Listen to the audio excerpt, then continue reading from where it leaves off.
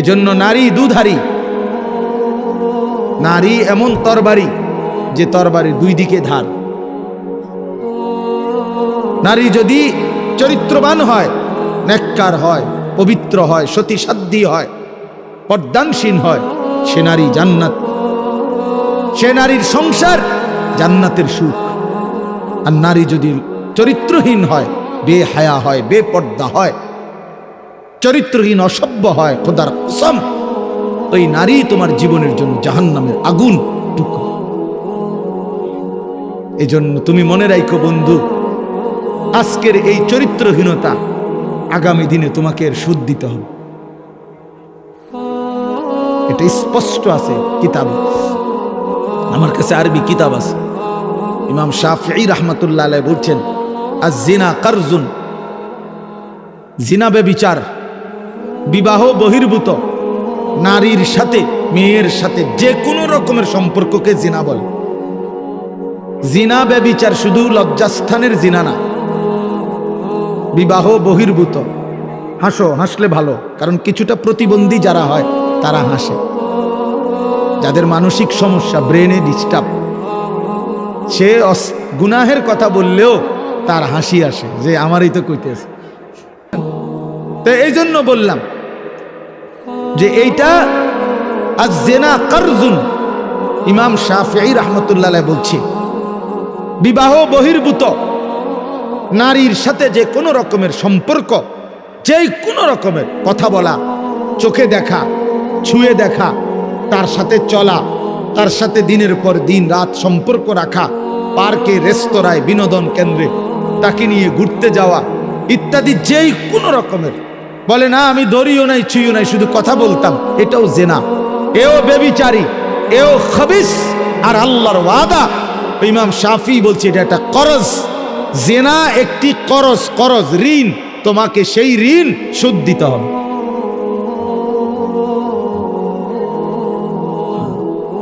বেবিচার একটি কর্জ, এটা ঋণ, এটা শোধ দিতে হবে। তিনি বলছে তোমাকে এটার শোধ দিতে হবে। তোমার এই চরিত্রহীনতার শোধ, তোমার এই লম্পটের শোধ, সারা রাত নারী ছবি, উলঙ্গ দৃশ্য দেখার শোধ দিতে হবে। এটা মনের একটা ছেলে হলো যদি কেউ বুঝে থাকো তো মনে রাখো, এর শোধ দিতে হবে। তুমি অচিরেই তোমার জীবনে একটা খবিস মিলবে, সেই খবিস তোমার জীবনটা তখন জাহান্নামের টুকরা বানায় ফেলবে। বেপর্দা নারীর হাসি হাসি না, এটা আগুন। নর্তকীর হাসি হাসি না, ওটা মূলত আগুন। বেহায়া কন্যার প্রেমের কথা, এগুলো মূলত সুন্দর কোনো শব্দ না, এগুলো আগুনের গোলা, এগুলো আগুনের গোলা। এটা শোধ দিতে হবে নিজের জীবনে, তখন ধুকে ধুকে মরব। রাস্তার বেড়ি দেখুন আর মোবাইলের নারী দেখা, আর নিজের বউ 6 নম্বর হওয়া, 3 নম্বর বেড়ি হওয়া, হ্যাঁ অনেকটা ডিফারেন্স। ওই মানুষের জীবনে আর কি বলে, বাহিরের মানুষ তো মনে করে হাসতেছে। স্বামী স্ত্রী একই ভক্সি গাড়ি দিয়া যায় প্রতিদিন, একই অফিসে অফিস করে, আবার সন্ধ্যা হলে ফিরে, একই ভবনে থাকে 3 বছর, 7 বছর, 5 বছর। পৃথিবী জানে তারা স্বামী স্ত্রী, কিন্তু পরিষ্কার পুরুষের বক্তব্য হলো, না হুজুর, আজকে 7 বছর আমরা মূলত বিচ্ছিন্ন, কিন্তু লজ্জায় কাউকে বুঝতে দেই না। একসাথেই বের হই, একসাথেই ঘরে ঢুকি, আলাদা থাকি।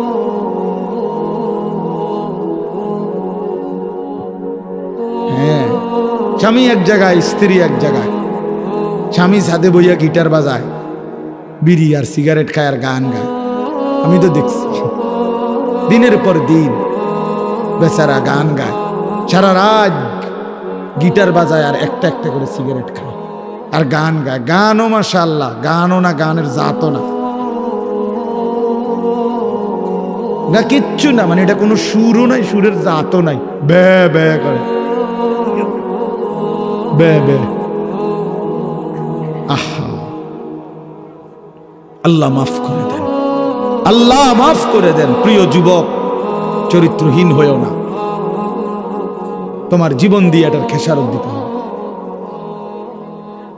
তোমার অপকর্মের দায়ভার আল্লাহর কসম অন্য কেউ নিবে না। তোমার লাম্পট্য, তোমার অসভ্যতা, তোমার অসভ্যতার দায়ভার কেউ নিবে না, তোমাকেই শোধ দিতে হবে। বললাম না, এটা কর্জ, ঋণ, এটা ঋণ শোধ করতে হয়, ঋণ শোধ দিতে হয়। আল্লাহ আমাদেরকে মাফ করে দেন। আমি মনে করাই দিলাম, যদি কোনো ছেলে বোঝো তো ছেড়ে দাও। এক পবিত্র নারীর জন্য অপেক্ষা করো, এক হালাল স্ত্রীর জন্য অপেক্ষা করো। এই পৃথিবীতে এখনো আছে পবিত্র নারী, চরিত্রবান নারী আছে, যে আল্লাহর কাছে চায় আনা ইনদা যন্নি আব্দি বি।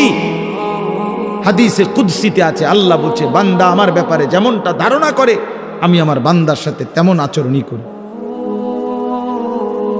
আমি তেমন আচরণ করি। অতএব আমার বান্দা যদি দিল থেকে ইখলাসের সাথে নিজেকে পবিত্র রেখে, গুনাহ থেকে মুক্ত রেখে যদি অপেক্ষা করে যে আল্লাহ আমি একজন সতীসাধ্যী নেককার চরিত্রবান নারী চাই, আল্লাহর কসম মিলেই যাবে, মিলেই যাবে, কোনো সন্দেহ নেই, কোনো সন্দেহ নেই। তুমি যদি বলো কই ভালো মানুষ তো দেখি না, না তোমার কাছে ভালো মানুষ প্রতিদিন তোমার কাছে আইয়া ঘুরতে হইব বা জানাইয়া যাইতে হইব যে ভাই চিনচিন নিয়ে আমি যে ভালো মানুষ, আপনার লিস্ট লিখকে রাখেন। এটা কি কোনো নিয়ম হলো কি? আপনার কাছে আইয়া সমস্ত ভালো মানুষ দেখা করে যাইতে হইব একবার আইয়া? এটা কে আইন করছে? এটা কোন আইনের কথা? অনেক মানুষ দেখেন না, চা দোকানে বৈশা বিড়ি খাইতে খাইতে করতে ভালো মানুষ আসেনি অনকেন না করতে পার। ভালো মানুষ তো একমাত্র আমনে চাচা, পৃথিবীর শেষ ভালো মানুষ তো আমনে। আমনে এই যে বিড়ি খাবেন না, আমনে বিড়ির গন্ধে কাছে যাওন জানা, আমনেই পৃথিবীর আখেরি ভালো মানুষ। কোনো কারণে যদি আমনে মারা যান তো পৃথিবী শেষ না। এরপরে আর করতে গাইব, উনি তো টোয়াইয়ে পায় না। উনি চা দোয়ানে বইয়া বইয়া বিড়ি খায় আর ভালো মানুষ টোয়ায়। বেউকুফ কোথাকার! ভালো মানুষ কি আর বিড়ি খায়? ভালো মানুষ কি আর চা দোয়ানে বেড়ি চায়, টেলিভিশন দেখে? আল্লাহ আমাদেরকে আকল দান করেন, বিবেক দান করেন। ওই কথাটা বলতেছিলাম, নবী সাল্লাল্লাহু আলাইহি ওয়াসাল্লাম বলছেন, এই তাম দুনিয়া একজন মানুষ যা কিছু অর্জন করে দুনিয়াবি, তার মধ্যে সর্বশ্রেষ্ঠ অর্জন হলো আল মারআতুস সালিহা, একজন সতী সাধ্বী চরিত্রবান পবিত্র নেককার প্রেমময়ী ভালোবাসার এক নারী, এক স্ত্রী।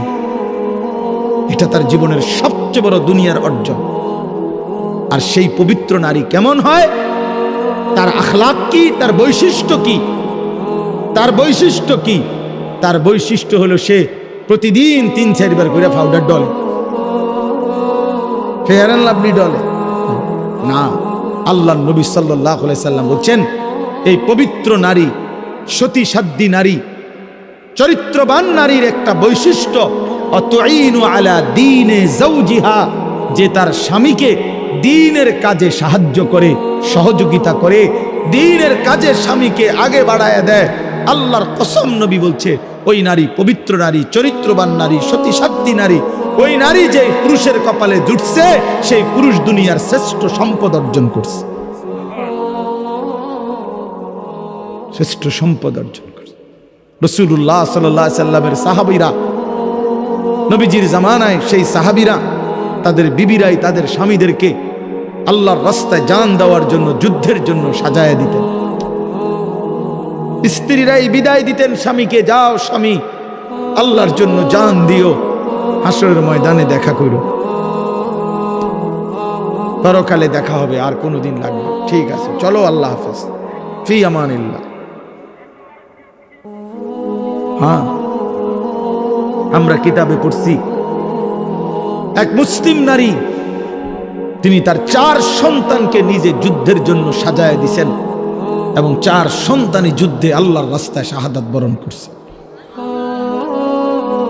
আমরা কিতাবে পড়ছি, নবীজির একজন মহিলা সাহাবী, ওনার 16 বছরের ছেলে কাফেররা বন্দি করে ওনার 16 বছরের ছেলেকে একটা একটা অঙ্গ, হাবিব ইবনে যায়েদ ওনার শরীরের একটা একটা অঙ্গ কাইটা কাইটা আলাদা আলাদা করছে। এরপরে বুটি বুটি করে পিস পিস করে গোশতের টুকরার মতো কইরা এরপরে আগুনে পুরাইয়া ছাই করে ফেলছে। মদিনায় যেদিন এই খবর আসছে ওনার আম্মার কাছে, তিনিও একজন মহিলা, নবীজির সাহাবী উম্মে আম্মারা। এই মা উম্মে আম্মারা ওনার নাম। এই মহিলা যার ছেলে নবীজির সাহাবী, ছেলেটাও সাহাবী, হাবিব ইবনে যায়েদ, তিনি শাহাদাত বরণ করছে, টুকরা টুকরা করছে। তো উম্মে আম্মারার কাছে যখন এই খবর আসছে যে মা তোমার সন্তান আল্লাহর জন্য জীবন দিছে, কালেমার জন্য জীবন দিছে, নবী সাল্লাল্লাহু আলাইহি সাল্লামের ভালোবাসায় জীবন দিয়েছে, কাইটা টুকরা টুকরা করে বুটি বুটি করে ফেলছে, কিন্তু তোমার সন্তান আল্লাহকে ছাড়ে নাই, রসুলকে ছাড়ে নাই, কালেমাকে ছাড়ে নাই।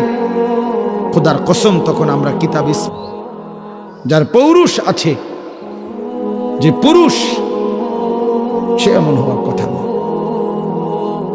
কিন্তু আজকে আমাদের সন্তানদের আকসার এই মোবাইলে আসক্ত যত ছেলে পেলে, এর মূল কারণ নারীতে আসক্ত। এটার অপর পিঠে এটাই রেজাল্ট। আপনি খোঁজ নিলে ওয়াজ হনে দুইটা একটা দরকারি কোনো কাজ করে 10 মিনিট 5 মিনিট, আর যে সারা দিন রাত এটা টিফে কিতা করে, বেডি চায়, নারী দেখে, ছবি দেখে, নাচ দেখে, নাটক দেখে, সিনেমা দেখে, অশ্লীল ছবি দেখে, নারীকে নিয়েই ব্যস্ত থাকে। নাইলে আপনি বন্ধ করে দেন, এক সপ্তাহ নারী ছবি মোবাইলে না আসা বন্ধ হয়ে যাক, যে কোনোভাবে ফেসবুক কোন আর ইউটিউব কোন কিছুতেই নারীর ছবি আসে না। এক সপ্তাহের জন্য দেখবেন হাজার হাজার লাখ লাখ বড় মোবাইল, এগুলো দিয়ে মানুষ কটকুড়ি খাবে, কটকুড়ি, সম্পাপড়ি খাইব, সম্পাপড়ি চিনেন, সাদা সাদা সম্পাপড়ি, এইটি কটকুড়ি, অথবা পেঁয়াজ বেচবে, বাঙ্গারি মাল বেচে যে। এই জন্য এটা দরকার। প্রিয় বন্ধু, প্রিয় বাবা, বোঝা উচিত একজন নারী অস্বীকার করার কোনো বিষয় না। পুরুষ যেমন আল্লাহর সৃষ্টি, নারীও আল্লাহর সৃষ্টি। নারীর প্রতি পুরুষের আসক্তি, পুরুষের প্রতি নারীর আসক্তি, এই আসক্তি, এই বন্ধন, এই প্রেম, এই ভালোবাসা, এই আন্তরিকতা, এই মহব্বত, এই হৃদয়ের টান, এটা যদি না থাকতো তো মানব প্রজন্ম আজকের এই পর্যন্ত আসতো না। মানুষের এই ক্রমধারা কি এখান পর্যন্ত আসতো? এক স্বামী স্ত্রীর পবিত্র বন্ধন, একে অপরের প্রতি অকৃত্রিম ভালোবাসা, স্বামী স্ত্রীর একান্ত মিলন। তো এইটুকুর বরকতে মহান আল্লাহর ইচ্ছায় প্রজন্ম এভাবে আগাইছে। তাহলে এটা তো দূষণীয় না, হালাল যেটা সেটা তো দূষণীয় না।